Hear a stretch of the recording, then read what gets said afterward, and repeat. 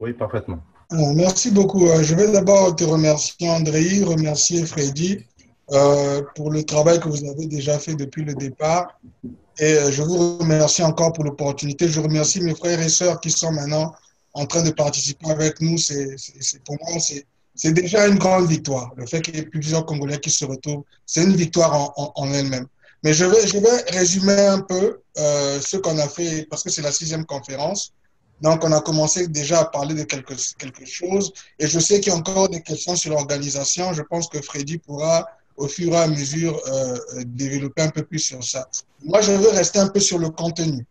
Parce que nous avons commencé et on a essayé de commencer à expliquer un peu qu'est-ce qu'on essaie de former. On avait expliqué 3 points.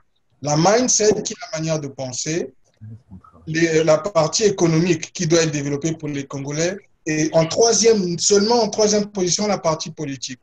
Je vais essayer d'aller un peu plus en profondeur aujourd'hui. Ce qu'on a fait, on a juste donné, si tu veux, si vous voulez, des lignes sur ce qu'on voulait discuter, mais on n'est pas encore allé en détail, et c'est là où je rejoins mon frère Dimitri, je rejoins aussi Roland Matsuaka, parce que ce qu'il disent est vrai. Mais ce que je voulais résumer, c'est que la vision, c'est laquelle? La première des choses, la manière de penser, la mindset dont on parle, c'est laquelle? Ça doit être différent de ce qu'on a vécu depuis 1960. La première des choses. Il faut que ce qu'on fasse ici, là, qui sort de ce forum, de ce web conférence, le papier ou l'entendement qu'on va avoir doit être fait différemment de ce qui a été déjà fait dans le passé. C'est la première des choses. Et qu'est-ce que ça veut dire? Ça veut dire que les choses, la manière dont le Congo se présente aujourd'hui, l'état dans lequel le Congo est aujourd'hui, cette mindset-là doit changer ça. En résumé, doit construire le Congo.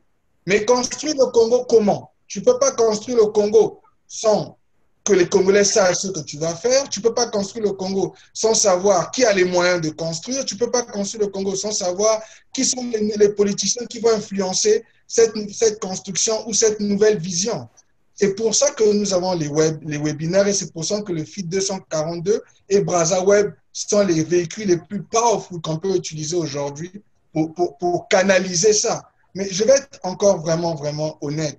Ça va être difficile, je vais le dire déjà, j'avais dit ça à André depuis le début, et je vais dire aux Congolais qui ne le savent pas, qui ne peut-être pas n'ont pas entendu, ça n'a jamais été fait.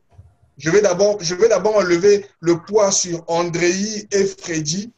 Ce qui va être proposé ici, je veux qu'on soit clair dessus, ça n'a jamais été fait. Je veux que vous rappelez de ce que je suis en train de dire. Qu'est-ce que ça veut dire? Ça veut dire que nous allons aller à l'encontre de tout ce que nous connaissons depuis 60 ans, de tout ce que nos parents ont appris et fait. Ce que je pense qu'on peut apprendre de nos parents et ceux qui ont été au pouvoir et ceux qui sont au pouvoir, c'est l'expérience et c'est comment ils ont dealé avec les colons, les Français pour arriver là où on est. Mais il y a une réalité qui est là, que nous, on doit changer. Le Congo n'est pas construit.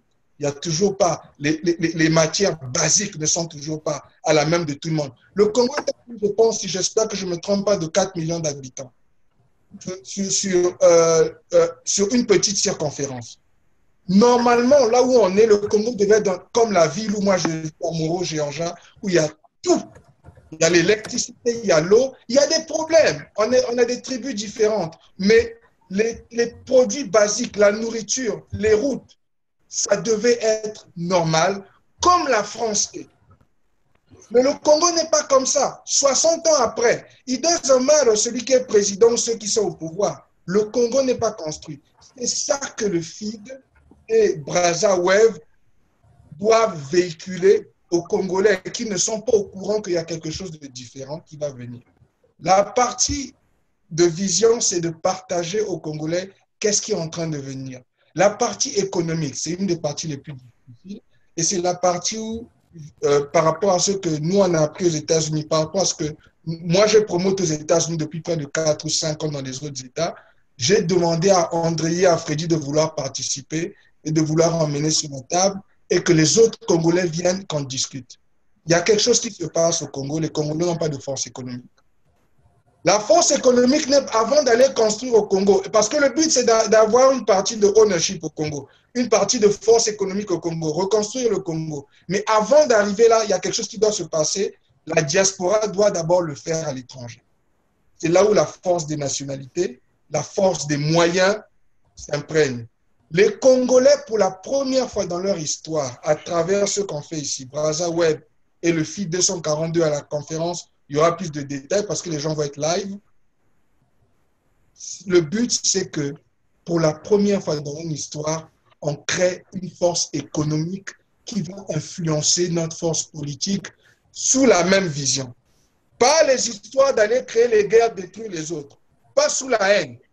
La construction. Le but de ce qu'on est en train de faire, c'est de faire ce que le Congo n'a jamais eu. Construction du Congo. La reconstruction, la construction du Congo. C'est ça qui est important ici. L'économie, c'est la force économique va être faite comment? Ça va être une coalition des entrepreneurs par rapport à ce que les gens connaissent de ownership. Ownership, c'est être propriétaire de ressources. Ça va être la promotion d'être propriétaire là où on est d'abord. Moi, je suis aux États-Unis, je dois acheter une partie de l'Amérique. Qu'est-ce que ça veut dire? Je ne parle pas des maisons personnelles, je ne parle pas des machins personnels, je ne parle pas des villas. Je parle de ce que les Français ont chez nous, qui est ils contrôlent une partie de nos économies et ils utilisent ça pour nous donner les sous pour qu'on fasse la politique entre nous et qu'on s'entretue et tout le reste. Il faut que pour la première fois dans notre histoire, nous ayons la force de signer le paycheck. Mais il faut la construire économiquement en France, aux États-Unis, au Canada, partout en Europe et même en Afrique.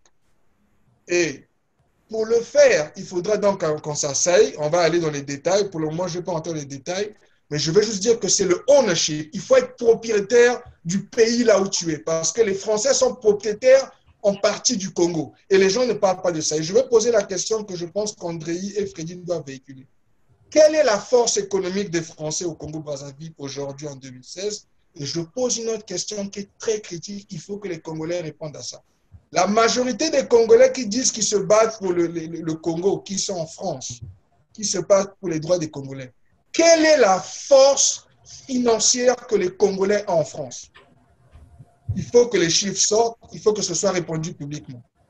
Maintenant, le reste de nous qui sommes ici dans la diaspora à l'étranger, nous allons expliquer comment nous allons build pour la première fois dans l'histoire de notre pays cette force de ownership.